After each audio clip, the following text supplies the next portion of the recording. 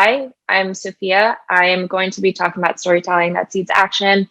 I am chatting to you from Ascent Strategy. My company actually works with female entrepreneurs to help them create money-making brands. I also have a background in nonprofit work. I actually had my own organization for about 8 years. So I really understand how to talk about the intersection of storytelling and impact and action and how that all intersects and how y'all can use those tools to move any kind of movement if you're trying to recruit people to your cause or get people to donate or even just buy something from you. This is what this presentation will talk through. So let's start off by talking about why storytelling. Why is it that I'm using this as a vehicle to communicate that this is the prime vehicle you want to use when it comes to seeding action? Well, it's because action is actually embedded in our DNA. Storytelling is actually embedded in our DNA when it comes to taking action. If you ever read the book Sapiens by Yuval Harari, he actually talks about how as a species, when we were first trying to organize and get together to accomplish complex tasks, that stories and myths were actually the way that people were able to organize and cooperate behind big projects such as putting cities together, businesses, religions, achieving very complex tasks. So storytelling is just embedded in our DNA as something that produces action for us. And what's even more interesting is that storytelling helps strangers convene and cooperate and get behind a mission. So that's why storytelling is a vehicle that I always choose when it comes to pushing organizations, large movements to take collective action and accomplish one big goal. So I'm going to talk about the customer journey. So whether your customer is a donor, an advocate, someone you want to just get behind your cause, I'm going to talk about this in the context of customers because I think this is easy for a lot of people to grasp. But I want to talk about the typical journey that customers take when it comes to going from being exposed to whatever you are trying to communicate from a cause perspective or whatever you're selling from a donation perspective, things like that, and getting them to actually take action. So what you actually need to do is when the shopper is in the phase of deciding whether they want to onboard and get behind whatever you're pushing, you have to do that through storytelling. Again, this is how strangers convene behind new ideas, new businesses, new causes. So storytelling is really the gatekeeper to get people to join you. And then in the decision phase, when people are onboarded and they're like, okay, I really like what this organization is doing. Now I want to decide if I'm going to go all in. This is where you introduce benefits and transformation. You talk about why is it that the solution that you're providing is going to be transformational. It's going to provide the benefits that the person is looking for. This is also where there's like an emotional pull for the shopper, where they emotionally decide to buy in. Because at the end of the day, whether it's a donation, a social movement that someone wants to join, they need to emotionally be invested and sold on whatever it is that you're selling to them in order to move forward to actually taking action. So the next step after that is the person wants to make sure that they're not being duped, that they have all the facts, statistics, they understand all the features of what they're getting into. They understand the fine print in this last purchasing phase. So this is where the person confirms, okay, not only am I emotionally invested in joining this cause, but I have also reviewed the fine print and I know that this is the right decision for me. And I want to juxtapose this in relation to what a lot of organizations currently do. So this is the basic framework of what people should be doing. But what I see most of the times that organizations do and don't end up closing people behind their cause is that they start the conversation with a lot of statistics, facts, data, features. They bombard the person with information, and the individual just basically never has the opportunity to be sold from a storytelling perspective. They never have the opportunity to understand, why should I get behind this cause? I'm a complete stranger to this cause. What is the connection and link that I have to this story? So a lot of organizations lead with stats and facts, and then they jump to the benefits and transformation, except that the person wasn't given the storytelling opportunity to buy in yet. So the benefits and transformation stage is kind of hit or miss. It doesn't perform as well as it should. So this is a reality that a lot of organizations are faced with right now. So I wanted to point this out so that you can kind of assess for yourself, where is my cause or organization in this customer journey phase? Are we doing this correctly, where we're looking at storytelling as a true gatekeeper and an introduction to whatever we're trying to push here? So this is what strong storytelling does. It builds massive social movements, it attracts more sales and donations, and it creates a community of raving loyal fans, so that we understand as we're moving forward in this conversation, what storytelling is going to do for you.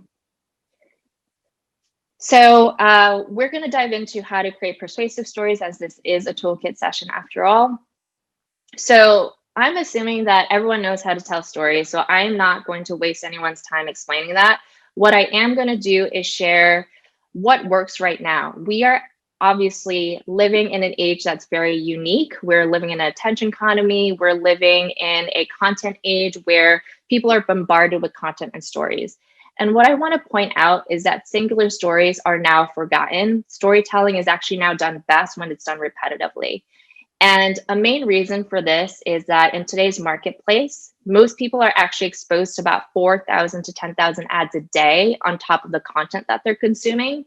So if you are out here telling your story only once via a website, a tweet now and then, that is not going to work. You actually have to have a storytelling strategy that's consistent and repetitive and captures a couple of ingredients of, excuse me, of strong storytelling, which I'm going to talk about in the next couple of slides. And, as a foundation of strong storytelling, you also want to have a compelling why. And this why, again, has to be in alignment with this attention economy and content flood that consumers are getting right now. So we need to create a why that is compatible with this type of consumer brain that we are being exposed to and working with right now. So my formula for a compelling why is a 5-year-old needs to be able to repeat it. It has to be memorable and uses frameworks we already know and is passionate and opinionated. So to kind of summarize this, when I think about, for example, when the first car came out, can you imagine someone trying to explain to someone if their reality as far as transportation goes was horses to, transport everything, and someone was trying to explain to someone what a car is? Can you imagine how confusing that is, where they're trying to explain, okay, like a car is this like metal moving object that has wheels on it and you put gas in it and then that thing powers, like if you try to break it down from that approach of like explaining all these features, no one would have any idea what you're talking about, because the concept of a car is new. But if you explain the car in the context of a horse, where a car is actually a faster horse, that the horse, except the car doesn't stop, it doesn't need to like drink water, you just put gas in it and you keep going and you could go for super long distances, it's really efficient. Like that kind of explanation where you are using frameworks we already know, which is a horse, to explain a car is way more memorable, and a 5-year-old can repeat it. A 5-year-old can literally say, it's just a metal horse. That's what a car is. So that's what I mean about a compelling why is when you are introducing a new idea to someone and you are literally starting from scratch and detailing out it's a metal box that has wheels on it. People have no idea how to grasp that mentally. But if you use this formula of how do I use frameworks, we already know as a society. That's why a lot of people use terminology like, oh, this business is the Uber of that. This business is the Amazon of that, because they're trying to play off of this idea of using frameworks people already know so that they could take shortcuts to understanding what your organization or cause does. So that's what I mean by that. And then passionate and opinionated. So we live in a Wikipedia and Google age where people can search anything and everything. So knowledge is something that's not exciting anymore. Knowledge is not something that people remember and are super stoked by.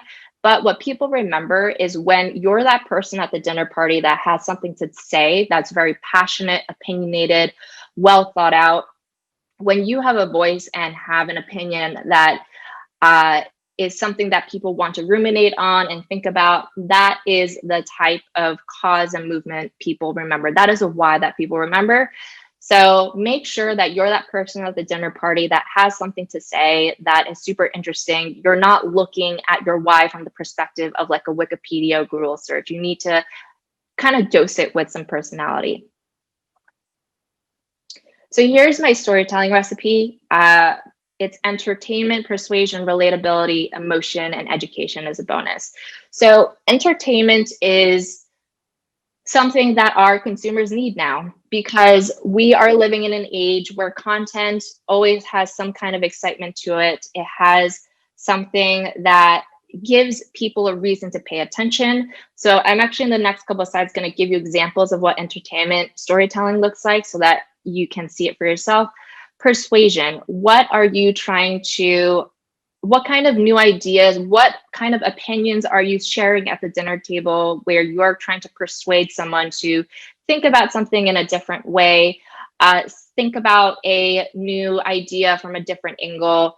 Maybe you're persuading them to actually become more of the person that they want to be. Maybe someone is really interested in zero waste, and now your content and storytelling is pushing them towards persuading them towards being more zero waste, for example. Relatability. People need to make sure that people really want to hear stories that remind them of who they are and actually allows them to be more connected to people that are like-minded as them. So that's what relatability is. Emotion.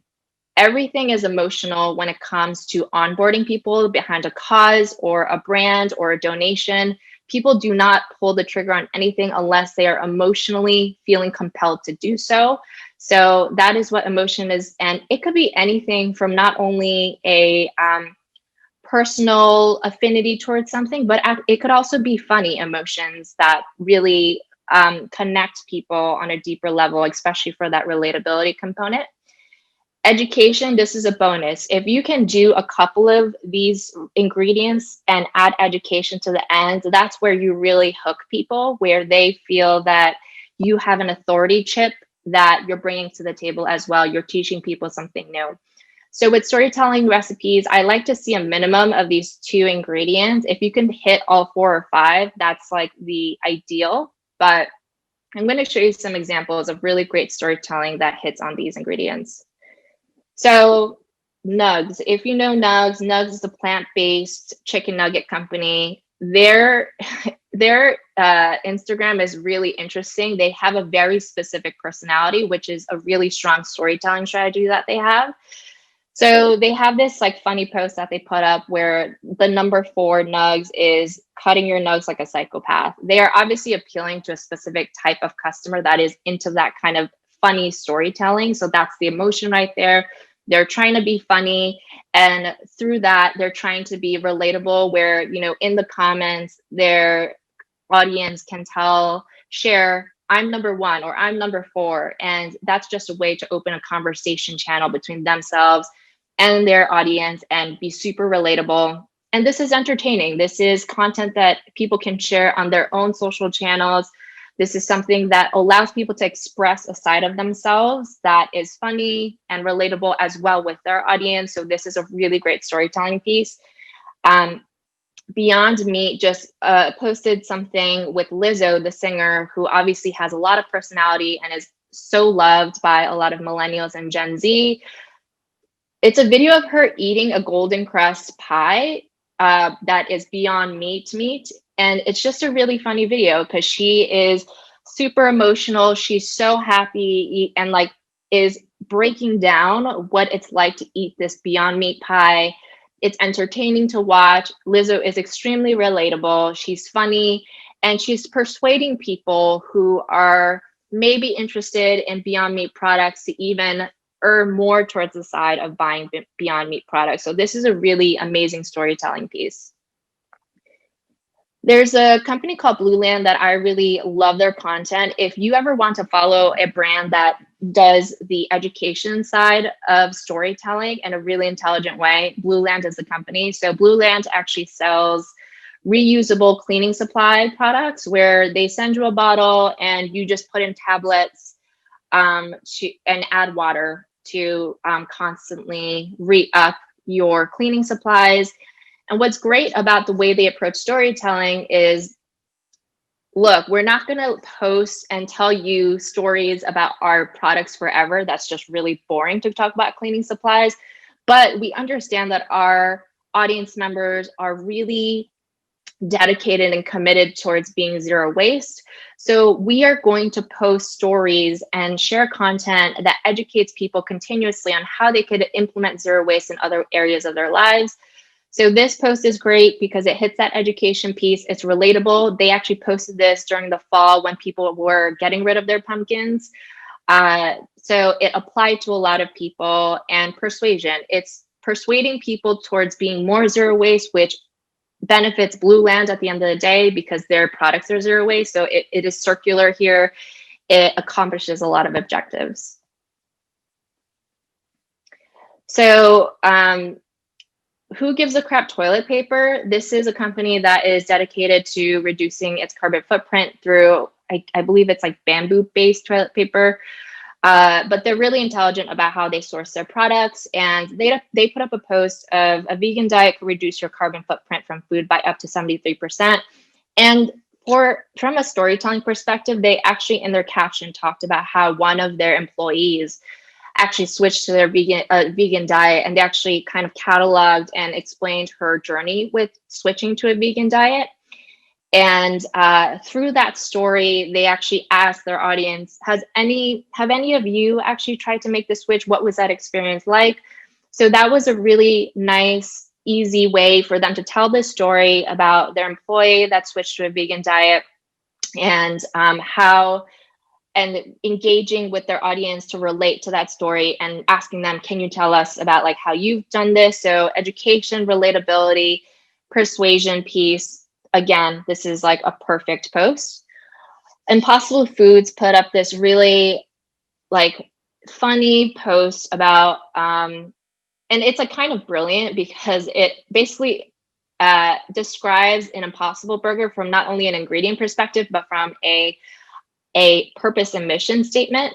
And so this post is entertaining, obviously, because of how it uses emojis to explain its product. It's relatable to a lot of like millennials, Gen Z, persuasive towards buying their Impossible Burger product, and from an education perspective, like continuously educating people on why it's important to switch to Impossible Burgers versus actual meat. And one thing I want to point out with all of these storytelling pieces is that I know that a lot of you are maybe thinking about, okay, but we have an organization that's maybe super academic, or our audience is more on the professional side. You have to understand that despite that, however you decide to interpret this formula, it still applies to you, because at the end of the day, the receiving end of the people who are receiving your information are people who are in this attention economy and are digesting content at the same level as I was explaining before. They're being exposed to 10,000 ads a day. They're constantly being exposed to content, bite-sized content all the time. everyone's brains are starting to mold to this new style of communication. So therefore, as an organization, no matter how academic or professional your audience is, this is still a style that you need to start adopting from a storytelling perspective, because this is how we're starting to digest information, and it's not going to change. So this last one here, super to the point, hitting the emotion of comedy and being funny. I don't know which Williams sister this is, but climate scientists devoting their lives to research, me sharing that their work on Insta stories, really bite-sized, succinct way to tell the story of how consumers are engaging. It's calling out consumers and what they're doing now. It's a relatability post where what people will do is that they'll see this post and they'll say, oh, that's me. And they'll actually reshare it to their post. And that's free advertising for Blue Land. So this is really brilliant. The more that you can tell stories that people relate to on a deep level and are willing to share the story again for you, you are creating a pathway for people to like advertise for your organization for free. So this is a really, really strong post. So this is how you want to break down putting all of these pieces together. So what I was saying before in the beginning, have an origin story, your why.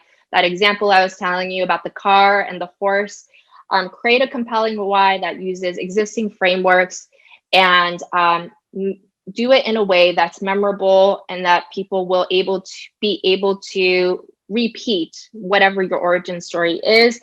And you're also going to use that origin story as a foundation of when we're creating stories and telling stories for our organization, what is that North Star that we can always come back to, as these are the storytelling components that we want to communicate in every story we put out there. Also, the second thing is personality. That person at the dinner table. Who are you who are you at that dinner table? What kind of personality are you putting out there?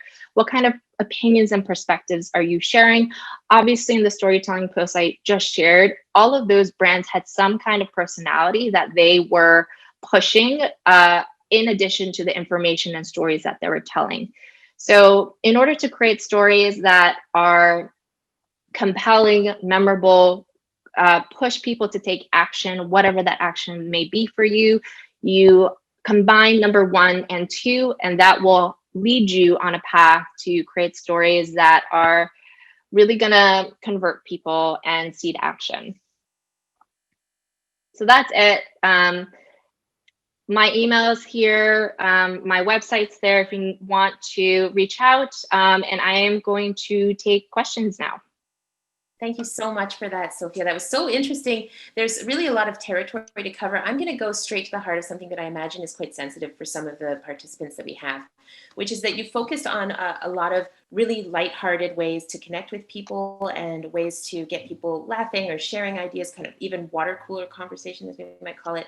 But some of the people who are participating deal in issues that are exceptionally serious, that it's very hard to find something in it. Maybe they don't have a product in hand that Lizzo can laugh over, but actually deal in issues that touch on torture or touch on a deep value divide, government policy that allows for slaughterhouse culture, that kind of thing. And so I can imagine that for some folks, it's really hard to figure out how to communicate in this way without trivializing suffering or trying to aim for feel-good communication when that might not be the most appropriate way to reflect a community. So let's say some of the people in this conversation are dealing with farmers' rights or dealing with really serious workplace issues. So you can see that really complicates it because it's harder to get laughing about that stuff. So how, in a moment when you've got what you're talking about, these thousands and thousands of messages arriving at you, how do you frame something serious, complicated, and potentially politically very sensitive in this small amount of contact? Definitely. So 2 things. So the first thing you need to identify is, who are you, that person at the dinner table? Like, you need to decide what is the stance that you want to take. And second, you have to understand who your customer is. Like, is your customer someone who is really receptive to receiving information that is more on the intent side, and really making sure that you adjust your content accordingly. So for example, I think PETA is a really great example of this, where they understand they're not for everyone, and that's totally fine. And they know that their more aggressive stance when it comes to content really works for the customer that they want to speak to. And they decided, you know what, our customer is actually receptive to this style of content where we're really going to lay the facts in a way that might actually scare a couple of people off, but that's okay because that's not our audience. Our audience is actually the person that is willing to receive this information and take action on it. So understanding that and then adjusting your stance at the dinner table so that it speaks only to that person. So, what I recommend is don't try to put out content and then as soon as you release content, you feel bad because you feel like you just offended a certain amount of people. These amount of people are not going to be receptive to our content because it was just too heartbreaking or whatever. Just really make sure that you know who you're speaking to and only speak to that person. I think that that's a mistake that a lot of organizations make, is that they try to accommodate too many people, thinking that the more people that we get on board, the better. But in actuality, the more emotional pull you have on one set of people, the better, because they are going to be the ones that are going to be your advocates and super fans and actually recruit people for you. It's so really interesting. You seem to be saying that what we really want to try and create are very connected one-to-one conversations, even though we're not meeting the people on the other side of that. Mm-hmm. Yeah. So like with how communication and our platforms have changed, where people are connecting to causes and organizations on their phone, where you are literally like connecting to other human beings on a one-to-one level through your phone or through your computer, where it does feel intimate, where when you're speaking and you're telling stories, your audience actually do feel like you're speaking to them directly because they're not in a room receiving this information, they're receiving it on a phone. So you have to treat your communication and storytelling as such. It has to be so intimate that it does feel like you are reaching out to one person. And that is actually like the formula for success when it comes to storytelling. Like really understand who is that one person I'm speaking to, and making sure the one person is a sizable enough market in the grander scheme of things, of course. And then from there, really informing your storytelling and communication style from that perspective.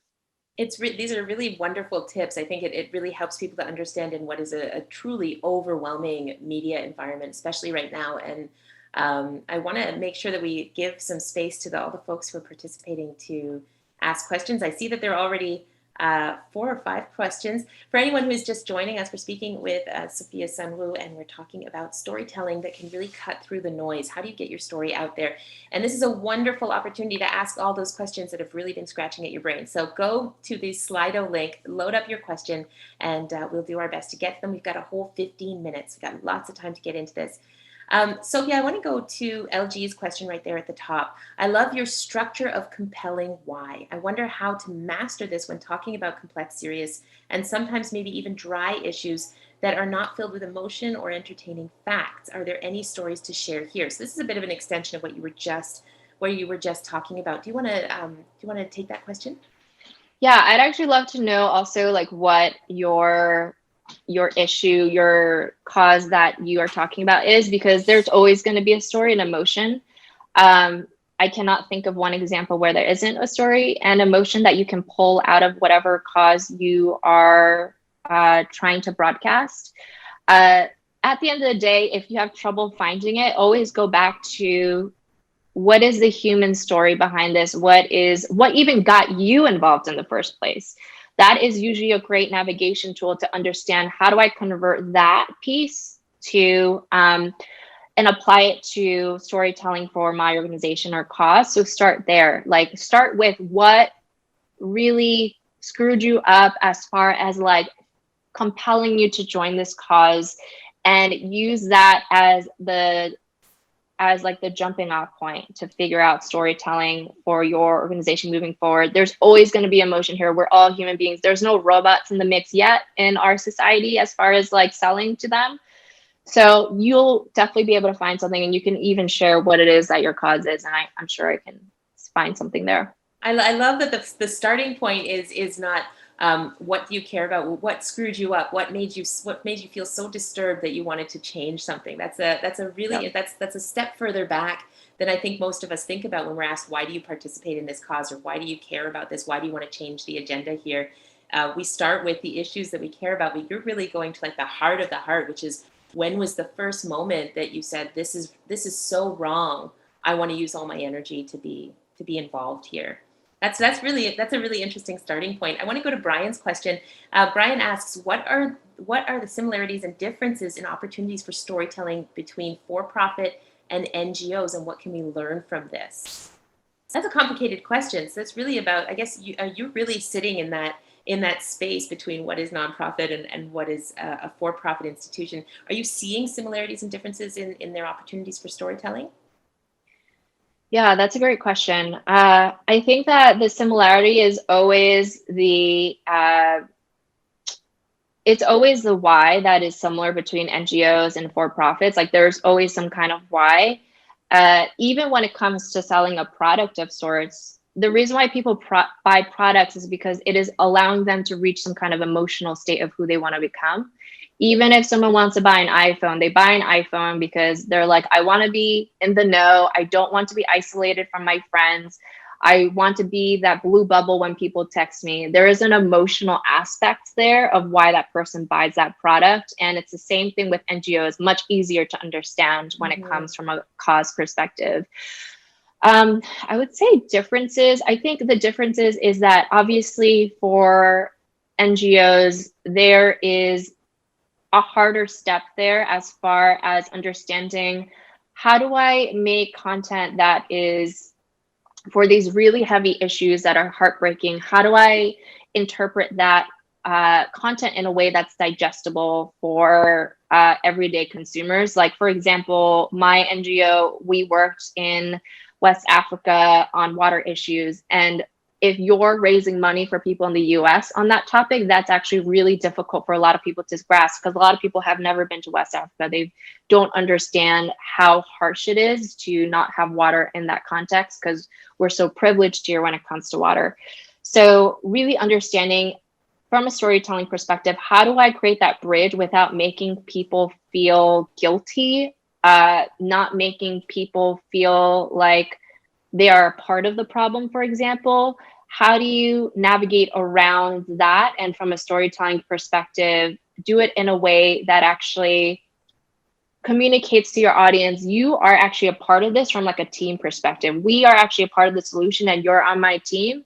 And how we're going to do this as from a storytelling perspective is actually share with you how you can empower and be a part of the solution. And so a lot of our storytelling and communications approached it in a way, not from like a sob story of like, this is how terrible these people's lives are, but wow, like if you donate $20, you are actually going to help this woman that has started a business selling jugs of clean water. And basically she delivers that clean water to her customers. And because you donated that $20, she's actually now going to be able to get her kids to college. So like sharing that benefits and feature side of the story. So you kind of do have to cherry pick when you are in the MPO world, as far as like, how do we craft this story so that we are really compelling people to join our cause and not making them feel guilty or sad about it. But that was our customer specifically. You might have a customer that actually is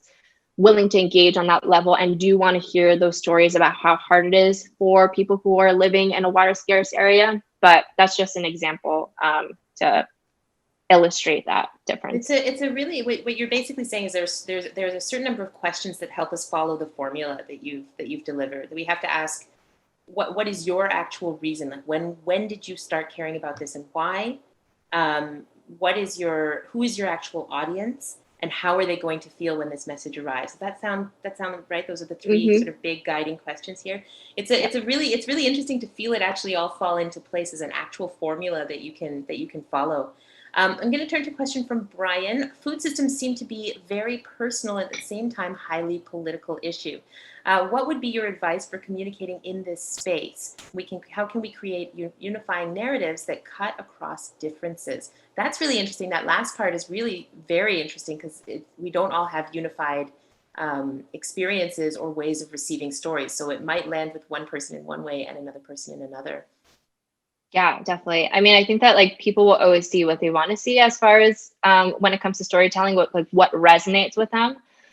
So what I love about this information age that we're in now is that we actually have the opportunity to tell multiple stories within a brand. So even as like a food brand that is, let's say 50 by 40, like 50 by 40 is pushing the narrative of like, how do we think more, how do we become more thoughtful about our food consumption? And because that thoughtfulness will impact climate change in a positive way and like not worsen it. So I think like one way to think about that is, for example, when it comes to food consumption, like I personally don't eat meat. And for me, like it was very much an environmental reason why I decided not to eat meat. But if I'm thinking about this from the perspective of storytelling, and I can tell multiple stories under the 50 by 40 brand via Twitter or Instagram or whatever it is, I'm also going to be thinking about if my brand has a mission to share this mission and information that we have to share with mass audience, which I believe 50 by 40 is really trying to push, like more of a like, let's make sure that this is out to the masses. So like, I'm actually going to be thinking about how do I tell this story of food is the number one component and thing that you have control over as a consumer, as an activist. It is something that you consume every single day, and it's something that you have choice over. You might not have choice over these bigger climate issues like fossil fuels and things like that because you're just not in the political space. But as a consumer, I could control food. We start the conversation there. You start introducing the idea into the stories, start injecting that idea into people's heads where you are communicating, you have control. So we're going to the basic emotion of control. And so we start there and then we move on to, okay, now that you have control over the food that you consume, did you know that by making more thoughtful choices about the food you consume, you can actually change this climate change problem that we're currently facing? You can actually, through daily action, help impact this problem in a positive way. You can help reverse it, etc. Like you can help reduce the carbon footprint, etc. Like you start injecting that idea into people's heads. Now let's move on to like a really like punchy, like emotional connection here. Did you know that through your daily actions, you can actually create a better future for your children where they can breathe cleaner air and actually have the possibility of living in a world where their planet's not dead by the time that their kids are born? So like you are actually pulling this story out, like really stretching it out where you're thinking about the human experience of control. And then let's like talk about how human beings can control through daily action where they can actually have a legacy and create a better future for their children, not only for their children, but for their grandchildren. So to me, that's a really great way to push this narrative that 50 by 40 has, where you're really digging into basic emotions, basic principles, rather than talking through a bunch of like when you use a lot of jargon and kind of words that are difficult to describe, like the car example, you lose people right away. But if you just hit them at the emotions that they understand and you connect to the stories that they're currently living through, that's when people are like, I get it. Sign me up. There's a question here from Becky. Joanna, I hope you won't mind the more biographical stuff about Sophia. I'll ask right at the end. But Becky's question is an extension of what we're speaking about right now. Becky asks, in one part of the presentation, you said knowledge isn't exciting anymore, but then you later said that education is a bonus in the storytelling recipe. Can you suss out the nuance between those two? Yeah, totally. Yeah, that's a good point. I should have like differentiated I should have chosen a better word for education. But so knowledge is basically anything that is Googleable, like stats, data, anything that is a given that can't be proven wrong. that is knowledge to me. And to me, especially because everyone it has access to so much knowledge, it's just not as interesting anymore. When I say education, I mean it from the perspective of, again, like what is that unique perspective you have from at the dinner table? So it's basically opinion in a way. It's opinion, but with sass, where you have a unique way of looking at the world. You have a unique perspective on how you're digesting this information. And at the end of the day, this should be really easy for you to locate, because that's why you started your organization in the first place, is because you had a unique perspective on why you felt that this organization or cause, or the way you're approaching a cause, needed to exist. Wow, it's been a really fascinating process to try and understand this formula and how it applies.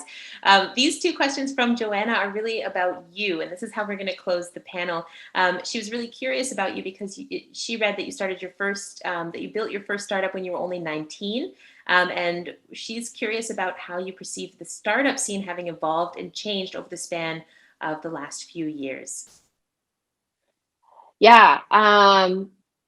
Yes. So I think that some of the basics are still the same. So, for example, with my first company when I was 19, the reason why we did so well and we ended up selling the company is because we really rode the storytelling wave, where we were really perceptive and just intuitive about the relatability component. We actually had like a huge ad campaign where we had a bunch of our super fans wear our clothing, and we printed a magazine ad of like 50 of them, just like all their images of wearing our clothing, because we understood that we were integrating them into our story. And with the ad, they would be telling their friends and family of, hey, I'm in this magazine. I'm like a star now because I'm famous. I'm in this really popular magazine. And let me tell you about this brand that I like love. I think that part is the same, where nowadays too, the more that you can create connections to your audience as far as integrating them into your brand story, it like works perfectly. I would say the difference is right now is just like the skin of all of these like basic principles that work and concepts that work. They just wear different skin now. So it's just like a little bit more complicated, where you have to fish for those lessons within these like different contexts that are in. But I think like, yeah, I think that, and the fact that we live in an attention economy where people are exposed to a lot of different content, there's obviously a lot more pivoting that has to happen now as far as like, what kind of tools are you using to deliver on these more basic principles?